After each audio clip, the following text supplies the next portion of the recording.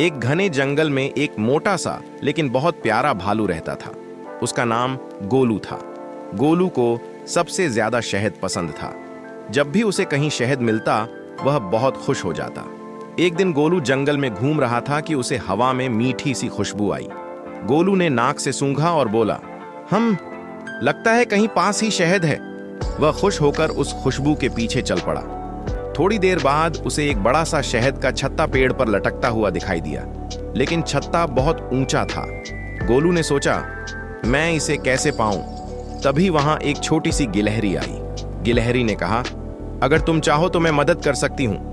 गिलहरी पेड़ पर चढ़ गई और धीरे से छत्ता नीचे गिरा दिया। गोलू बहुत खुश हो गया। गोलू ने शहद खाया और फिर बोला, गिलहरी, तुमने मेरी मदद की है। आओ हम दोनों मिलकर शहद बांटकर खाते हैं। दोनों ने मिलकर शहद खाया और बहुत मजे किए। उस दिन से गोलू ने सीख लिया कि खुशी तब ज्यादा होती है जब हम चीजों को दूसरों के साथ बांटते हैं।